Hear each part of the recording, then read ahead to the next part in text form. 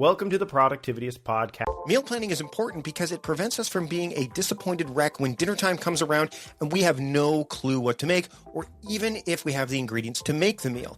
It's a time and a money saver, but most importantly, it frees up valuable brain space. Creating a meal plan prepares us for the week to come and gives us peace of mind that we're organized and can feed ourselves and our family. That's why I do it, and that's why Plan to Eat helps me do it.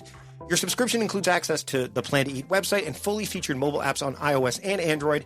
And Plan to Eat gives you the tools to clip and organize recipes from any website, the ones your family loves and that fit your dietary preferences and needs. And you can create a meal plan around your schedule. Then what happens is the Plan to Eat software automatically creates an organized shopping list based on your plan. So sign up for your free trial at plantoeat.com/timecrafting. That's plantoeat.com/timecrafting. The coupon will be automatically applied to your account and can be used when you're ready to subscribe. It's valid for new customers only. Give Plan to Eat a try today. Happy New Year. We're a couple weeks into the new year now, so hopefully it's still happy for you at this point. Hopefully you're not like, the year's already ruined. It's already a lost cause. There's, as you all know, all of those who have followed me for the number of years I've been doing this, I'm a firm believer in you can start the year you want, anytime you want. You just have to, have the right strategies and tools and tactics in place. And of course, focus on the approach first, the app second. And I've got a guest here with me who we worked together before back in the old Lifehack days for me. Yes, we did. I've got Francis Wade here with me. Francis is the author of the book, Perfect Time-Based Productivity, a unique way to protect your peace of mind as time demands increase. And this is the time of year where people are really trying to kind of hold on to their resolutions and try to make sure that they don't get lost in the after holiday shuffle of busyness and all that crazy stuff. So Francis, I wanted to have you on today to talk not just about your book, but also about some things that people can do that can help them kind of stay on track and not fall off the bandwagon of enhanced productivity. So Francis, thanks for joining me this week. Oh, it's a pleasure. So Wonderful. Francis, let's talk a little bit about, before we dive into things, so at Lifehack, I came on as editor, and then I became managing editor. And you'd been writing for Lifehack for a while at that point, right? I think so. I had been a sporadic contributor at that point. I still am very sporadic. Worse because I was writing the book this year. Right. So I don't think I've even written an article this year. Shh, don't tell anyone. No, I haven't written since I left. I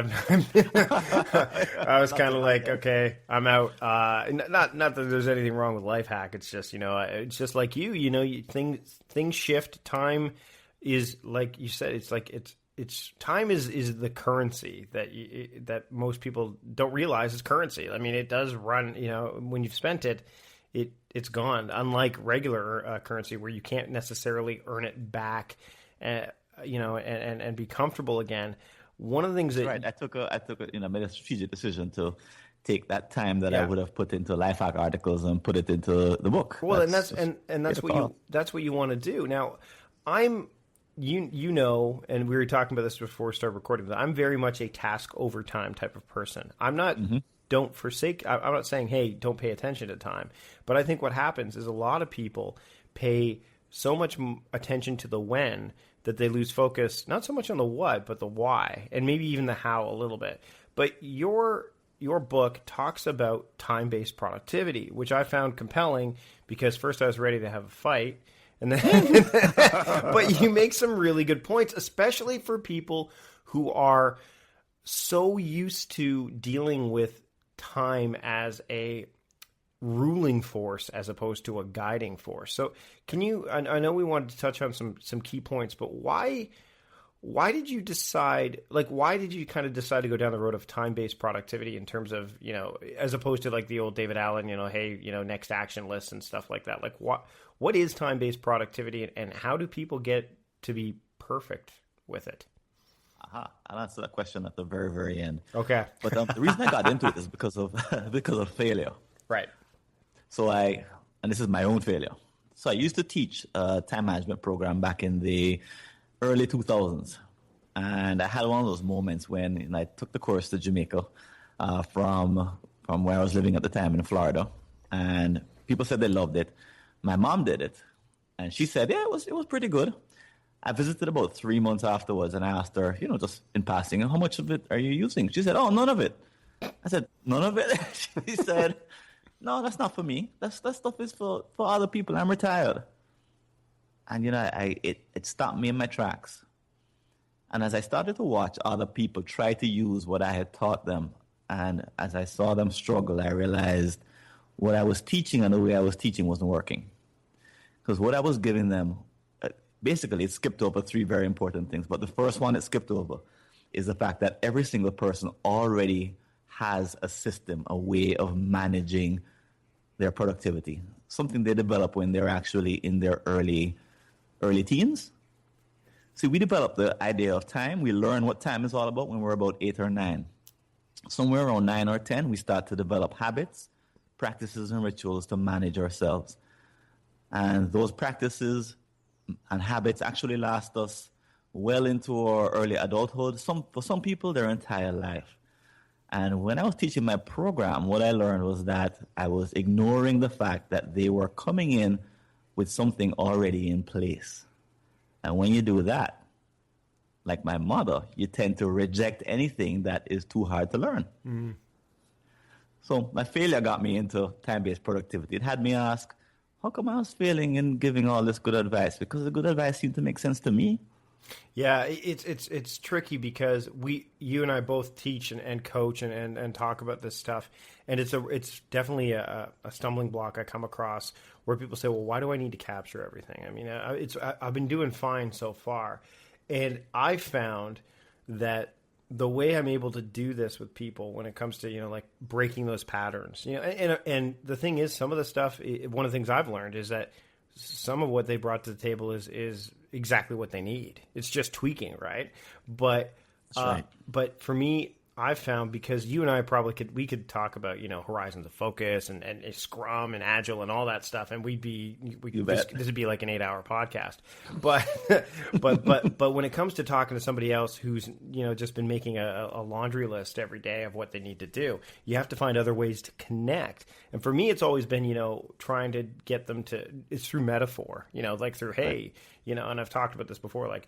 What do you mean work by context? I hear a lot. And I'm like, well, when you go grocery shopping, how do you shop? Do you shop by day of the week? Do you shop by the meals, like by section that you're going to be visiting based on the meals you're cooking? I'm like, well, of course, I'm going to go to the meat department, buy all the meat, and then I'm going to go to the produce department. I'm like, well, that's context. Like that's category. Context or categories, if you want to really simplify it. So right. That's exactly similar to what I did, because I had to go back to do all the research to find out, what do people actually do? When do they learn about time? And when do they start shaping their behavior to make the most of time? And the research showed that they actually start shaping their own behavior when they're in their, like I said, their early teens. Mm-hmm. By the time they hit college, the reason they reach college is because they already have a system in place that's better than the guy who didn't even apply to college. So they've already taught themselves almost like a success system. Right. Now, here's the tricky point. I never went to college. Like,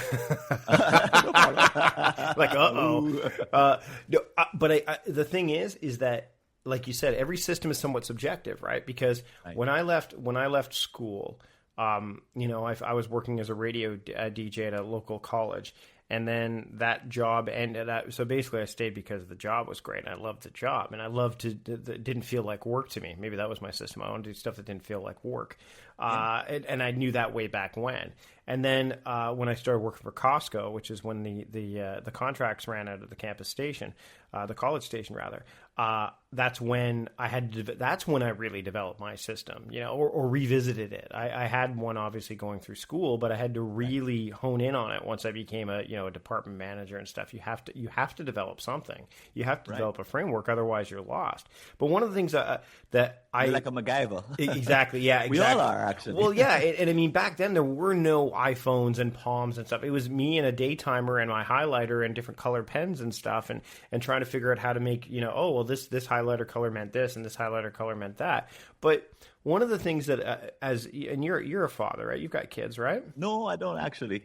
So see, this is something I've noticed. So I can do the research right in my house with my son and my daughter. Is that I've watched as like my daughter's at that age of she's going on 10 now. She'll be 10 this year. I've seen her association with time is starting. She is shifting from a task-based mindset to a time-based mindset because time is becoming relevant to her. She has to be at a girls' club by 4:30. She only has a certain amount of time to do these certain tasks. My son, who's 4, is like, he's still very much task-minded. He's like, you know what? I don't want to go to school yet because this show's not over. Or and I mentioned this before in a previous episode where I said, my son's learning how to tie his shoes. He's not concerned about how quickly he can tie his shoes. He's concerned about how effectively and how well he can tie his shoes. Meanwhile, my wife and I are like, okay, well, come on, Colton, come on. And he's sitting there patiently, like trying to, and that's where the dichotomy comes in, right? Because we know what time is, and we know, right. So we have to make adjustments, right? We have to say, and I never used to have to get ready to go somewhere a half hour before I actually had to go out the door. And I mean like a half hour, like be sitting at the door or in that area being ready to go. So, I mean, time, and I guess one of the things that makes time so much easier for people to wrap their head around is that it's an understood universal item. Right. We are really like little MacGyvers. You're going to see your daughter teach herself how to manage herself to make the most of time. It's to get back to the question that you actually asked about what happens when people fall off track. Yeah. So they set their New Year's resolutions, and somewhere in mid-January they realize they're not meeting them. Well, part of the reason is that they set goals that require behaviors that are way beyond what they're able to implement because they don't know or understand what they currently do on a daily basis. So the best way to succeed if you're going to change a habit is not to pick a habit that's 10 times different from what you're doing, is to understand what you're doing right now and then pick the habit that's just next to the one that you're currently doing. All the research says this. Most people don't know that. No, most people will try to, they haven't exercised at all, and they're like, I want to have a body like Chris Pratt. There you go. And they're like, but when was the last time you lifted a weight? Oh, I don't know, 4 years ago. But if I really work hard, but it's these are all small. We need the small wins along the way. And you're right. I think what happens is, and the worst part, and I talk about this in the front 9 as well, is that everyone does this at the same time. In January, it's like everyone goes to the gym. So then goes to the gym and tears a muscle and they're out for 6 months. Or even before they get to the gym and they see there's a lineup because everyone's doing it. So they're like, well, I'll come back tomorrow. Or well, I'll do this. Like they don't, because everyone's all on the same bandwagon, which is why kind of, and you and I know you've read some of my stuff and we've kind of exchanged ideas on this before. I don't start my new year till February. So I got 2 more weeks after this airs to really kick it in because January to me is that month of reflection. So this is why I think that a book like yours is perfect for this time of year because people are going to be at this point where they're at a tipping point, right? Like, do they give up on what they've decided or do they adjust it or just do they plow through? And a book like yours can really help them kind of understand what they need to do to make sure that it's not a complete write-off 2 weeks into the year. Do you know what I mean? Like how they can adjust and adapt and make sure that they're applying the right thought processes behind what they're kind of decided to tackle. Right. Although they were a MacGyver when they were 11 or 12 years old, they still have that MacGyver ability to reinvent their habits and practices. It's just that they've got to do it now as an adult, not as an 11-year-old. And now it's a different game. Now they have responsibilities, they have ingrained habits, they have practices they've used for 20, 30, 40 years. They're not a clean slate, a blank canvas like they were when they were 11. So they've got to learn differently. When they don't take that into account, bam, they hit the wall in January 20th, and that's the end of it. So when it comes to, kind of gauging your time, first off, are you, and I can't remember if you covered this in the book or not, but, sure. The whole idea of a body clock, like morning person versus evening person. I'm a believer in that you shouldn't fight that. Yes, there's research, plenty of research out there that says, the early, circadian rhythms and we're designed to be up earlier and in bed by, a certain time, and the more productive people are in the morning, although I guess I'm argument against that just on my own. And then there was an article that came out this week. I'll put it in the show. As we're recording this at the tail end of 2014. But there's an article that came out that discusses how late risers and night owls might be the ones that are at the advantage. So we see conflicting research and conflicting ideals. What's your thought on the whole idea of, especially because time plays a huge factor in this, of the idea of adjusting one's waking and sleeping hours to try to level up their productivity? Yeah, well, the part two of the research that I found, that we're all MacGyvers, is that we're all different MacGyvers.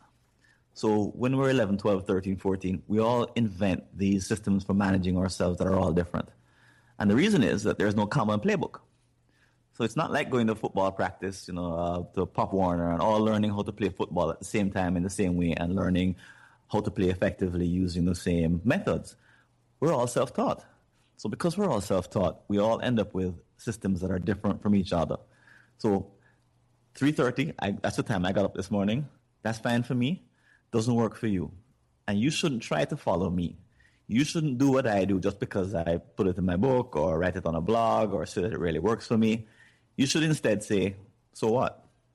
What's the principle that's helping him to be effective that I could use for myself? Yeah, use that instead. Yeah, what's the root, right? Like because I was on a panel once with Laura Vanderkam, Hal Elrod, who's the Miracle Morning, Craig Jarrow, Time Management Ninja, Dan Gold was interviewing all of us, and he said, "Well, how do you get stuff? How do you combat the early birds?" I'm like, "Well, actually, I get it done before they do. I just get it done the night before, so I'm technically ahead of them."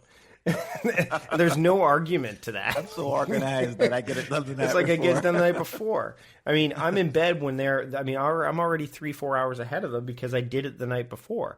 So, it's. I think the challenge though for a lot of people is when they're dealing with that kind of stuff is just making sure they get enough rest. That's the real. That's the principle. Yeah. And whether you get it in by having 3 naps a day, or going to bed at 9, which is what I do, getting up early, going to bed late, working until 3, getting up early, whatever the system is, as long as the principle is preserved, that's what's important. Right.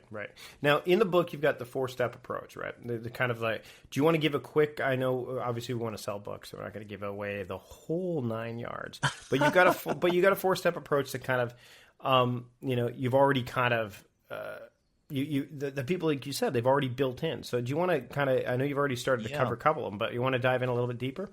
Sure. Well, they're all built on one single principle, which is that time cannot be managed. There's some people out there who are saying, what? No, what do you mean time can't be managed? I'm not one of them. I totally know what you're talking about. You cannot control time. You can't. You can manage, and now managing energy is one thing you can do. Managing your relationship with time, you can definitely money do. You can do. Right. But you can't manage time. If you could manage time, there would have been no Y2K problem, right? No, yeah, and people would not be worried about, I got to get this done by a certain time, because they'd just be able to say, okay, well, you can't. Time moves forward whether we want it to or not. The question is how much we move forward with it. Exactly. But what we do manage and why we worry about time is what I call a time demand. So I coined this term because I couldn't find a better term. And it actually is the same as what's called a conscious intention by psychologists. But the term I created is called a time demand. And a time demand is an internal individual commitment to complete an action in the future. So it's an internal individual commitment to complete an action in the future. It's something that's invented in your head. It's a psychological object is what they call it. Which is going to be subjective because everyone's going to have their own different intent. You and I are going to be in the same class and we're going to create different time demands. Mm-hmm. We're going to have the same coach and create different time demands. And what we do, because time demands are our link between our commitments and our actions, is that we try to keep them alive. So when we're age 11 or 12, we learn that if we forget a particular time demand, then we don't give in our homework on time and we get in trouble. So we say, I have to remember these time demands. So we try all of these different techniques to manage time demands because they are at the very heart of what we do to be effective as adults. Now, the problem is that no one taught us, no one teaches us that that's what we're doing. So instead, we chase after time management, thinking that I got to manage my time better. Unfortunately, that's like running into a dead end at full speed. Right. And yeah, it does. Well, and what I find interesting about, with time management, you can't, because it's not behavioral, right? Like, so for example, if there's so much, and we've seen this in the years that we've started to study productivity and strategize about it, is that what we see is that there's so much more that's thrown at us every single day that it'd be like if you were managing a staff of 5, and then, 5 years later you're managing a staff of 45, but you have there's been no adjustment on your end because there's no possible way. Whereas if, like, let's use social media is a great example, right? Like, with social media showing up, you have to understand what like you said, what your time demands are with it. Not how can I get the social media stuff done? It's, there's more to it than that. And I think that's key to, you want to discuss that relationship thing? Yeah. Well, we many people, I think the number is 40%, are doing the work of more than one person. No, you and I are entrepreneurs, so we're doing the work of 10. But that's not what I'm talking about. People who are in regular jobs where it used to be one job per one person are now doing the job of 1.5, 2, 3 people. And the recession is the reason. It's simply because employers have refused to backfill jobs that were vacant, leaving employees overcommitted, but with the same system they had when they were 18, 19, or 20. So they're not really geared to deal with this new world of work where they have 2 jobs.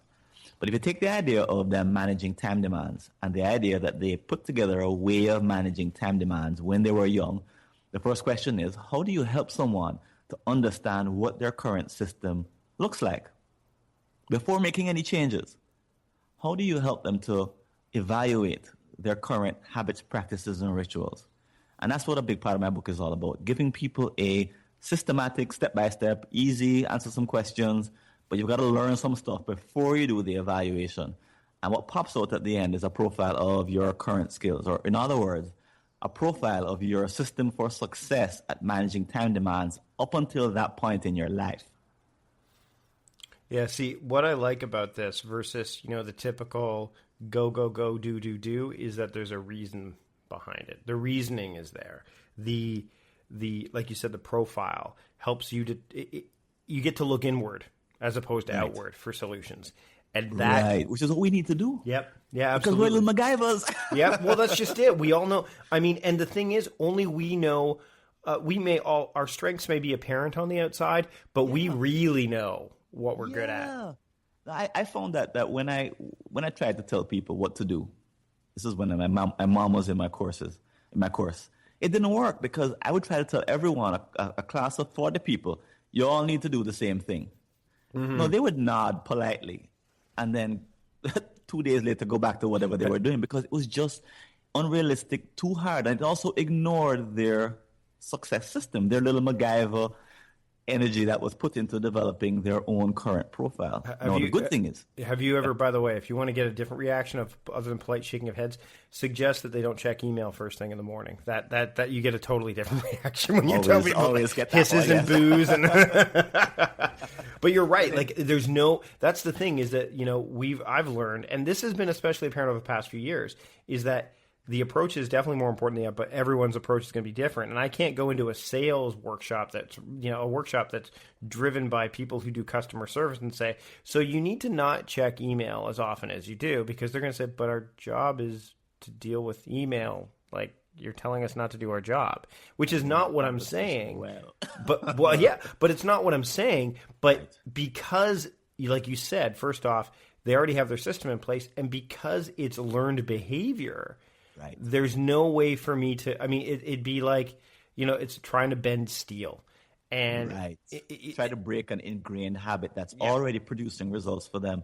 Does not work. No matter how much research is behind the wake up in the morning and early and do your best work in the first thing in the morning as opposed to late at night. No matter how much research there is, we're all different, and we need to accept and understand that. Because we're little MacGyvers, we all came up with something different that works for us. So the good news is that when you do your profile, you can immediately start to see some gaps. because a profile sort of tells you where you're strong and where you're weak and why. Now, it doesn't tell you that you should necessarily improve the weakest area first in terms of the scoring that's done on the profile. You got to be smarter than that and say, maybe I need to keep maybe 6 of my skills the same and only focus on one, which is what I recommend. Focus on the one that will provide you the biggest bang for the buck. So it's not as easy as just telling someone, work on what I, the instructor, think your weakest skill is. You need to determine, okay, here's what my new target's going to be in terms of a new behavior. Here's the plan for improving that behavior, over some time frame. Let's say some people have a time frame of a month, some have 2 years, because some of these behaviors are so ingrained, they don't change overnight. So the third step is to put together a plan that goes over time and allows you to hit your targets, which come from the second step, one at a time, in a way that people who have trained say is, oh, it's gentle. Say, yeah, you get to be Clark Kent versus Superman. Because so many of us take these courses, read these books, try to implement a lot of behaviors all at once with a predictable result. Fail. It's true. And before we wrap up, you've got one more, right? The fourth. Yes, there's one more. Right. So the last one is that once you put a plan in place, we need tons of support to change our habits. They don't change on their own, and not because we have a really good plan in place. We are extremely weak, according to the research, at changing our habits. So in my book, I've covered quite a bit of the research around habit change. It's still developing, but in my book, I've covered the best methods for managing yourself so that you can change a behavior slowly over time and therefore have a new system at the end of some time period. And then be really happy because it's yours. You started with your strengths, kept them, worked on your weaknesses, and ended up with what you wanted to. And you can keep going indefinitely if you want. Well, this sounds like something people need to get their hands on. And the book, again, called Perfect Time-Based Productivity, A Unique Way to Protect Your Peace of Mind as Time Demands Increase, is now out in Amazon and all fine booksellers. But you've got a deal for Productivityist Podcast listeners, don't you, Francis? I sure do. Everyone who buys the book and sends me proof of purchase at francis@fwconsulting.com. Or you can go to any of my websites. I think you're going to have my website in the show notes. Yes, absolutely. Great. Just buy the book, send me email, and I will send you a Cliff Notes. Not real Cliff Notes. This is kind of Francis Notes, but a 24-page summary of the book. This is one of those books that it'll be on your shelf for a long time because it's a lot of references. You can use a lot of information. You can start anywhere and end anywhere. And the Cliff Notes give you a very quick 24-page overview of, okay, that's what's in that 400-page book. Okay, I know I understand. Awesome. All right. Well, basically, that's pretty much all we have time for. I want people to get in and start to dig in and study some of the stuff you got. So go ahead, go buy that book. Francis, people can find you where, and also on the Twitter. Mention your Twitter handle, too, so that way people can follow you there as well. Sure. On Twitter, I'm at FWADEF Wade. And my website for the book is http://perfect.mytimedesign.com. Francis, thanks so much for joining me this week on the Productivityist Podcast. Pleasure.